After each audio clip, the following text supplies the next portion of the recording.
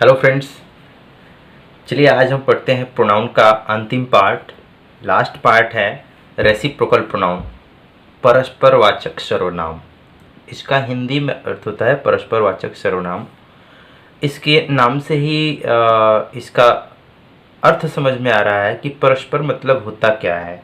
पहले हम सबसे पहले देखते हैं इसके डिफिनीशन पे। डिफिनीशन इसका है, अ reciprocal pronoun is a pronoun used to identify an action or feeling that is reciprocated. For this reason, it always refers to more than one person.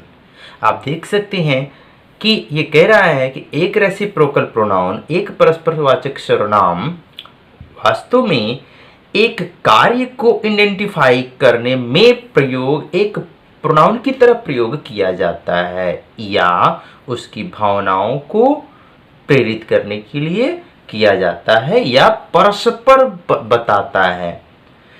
यही कारण है कि यह it always refers to more than one person. यही कारण है कि यह एक से अधिक पर्सन के लिए प्रयोग होता है या रेफर्स करता है। खैर, हम थोड़ा सा इसके आगे हम बताना चाहेंगे कि ये दो ही प्रकार का प्रोनाउन होता है। आप देख सकते हैं ये दो प्रकार के होते हैं और कौन कौन होते हैं। तो फर्स्ट होता है ईच अदर और दूसरा होता है वन एनदर। राइट, अब इन दोनों के बारे में हम एग्जाम्पल के अकॉर्डिंग जानेंगे। राइट, तो हम एक एग्जाम्पल लेते हैं आपके सामने। आप एग्जाम्पल ध्यान से देखेंगे क्योंकि ये बहुत ही मोस्टली हम अपने लैंग्वेज में प्रयोग करते हैं।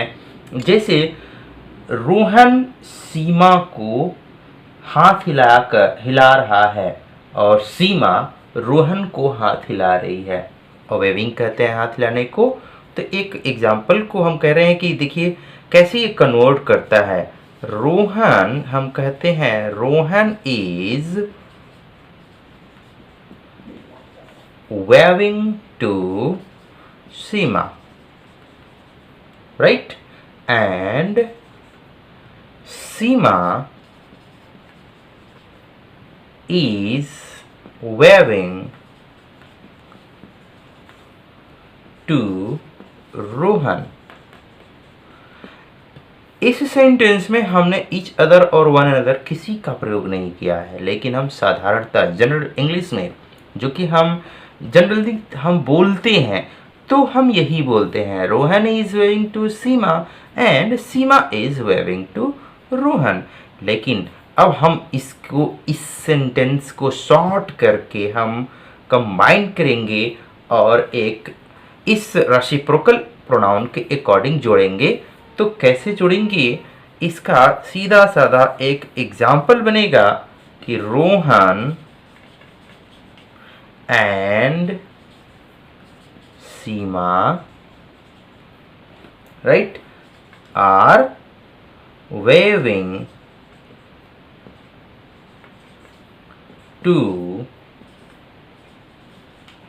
Each other. अब आप देखिए हम यहाँ पे ईच अदर का प्रयोग कर दिए हैं, लेकिन इस सेंटेंस को जोड़ने के लिए आपके सामने इसका जो मेन सब्जेक्ट है रोहन, और इस सेंटेंस में एंड के बाद मेन सब्जेक्ट है सीमा, इन दोनों को हमने मेन सब्जेक्ट में रखा एंड से जोड़कर, और ये दोनों अब यहाँ पे आए हैं तो प्लूरल हुए तो आर लगाए हैं, और वेविंग को हमने यहाँ पे रखा है और टू ईच अदर, यानी कि दोनों जब एक दूसरे को हाथ हिला रहे हैं तो यही यहाँ पे इसका अर्थ होता है परस्परवाचक, एक दूसरे को बताना। तो रोहन और सीमा एक दूसरे को हाथ हिला रहे हैं, समझ रहे हैं ना। ये देखिए इसका अर्थ इसमें निहित होता है, इसको रिफ्लेक्ट करता है। राइट नाउ एक छोटा सा एक और एग्जाम्पल लेते हैं ईच अदर पे। जैसे कि आप कह सकते हैं they asked each other, they asked each other the same question.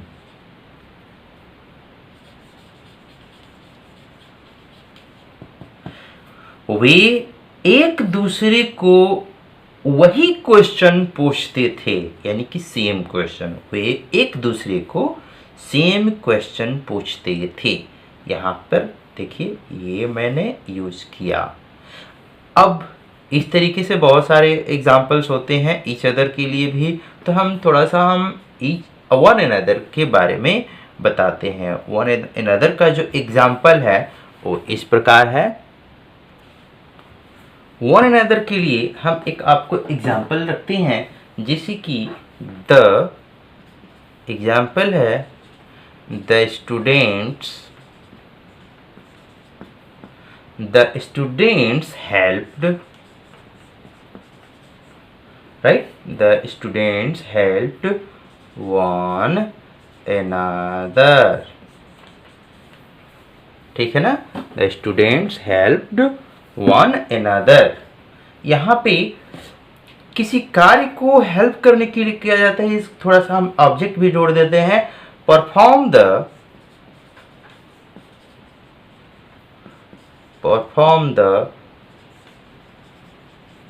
Group experiment. चलिए देखते हैं हम, ये कह रहा है the students helped one another perform the group experiment. विद्यार्थी एक दूसरे को समूह में एक्सपेरिमेंट, यानी कि यहाँ पे जो वन अनदर प्रयोग हुआ है वो आपके इसके बराबर ही है, लेकिन ईच अदर और वन अनदर में फर्क है। तो फर्क कैसे है, इस फर्क को हम पहले एक बार फिर हम समझते हैं एक छोटे से एग्जाम्पल से, उसके बाद आपको हम बताते हैं कि ये कैसे अलग होता है। एक और इसका एग्जाम्पल हम लेते हैं। एग्जाम्पल है द sisters were hugging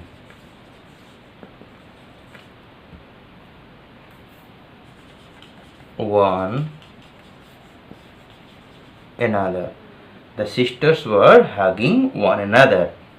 बहनें एक दूसरे को गले लग रही थीं।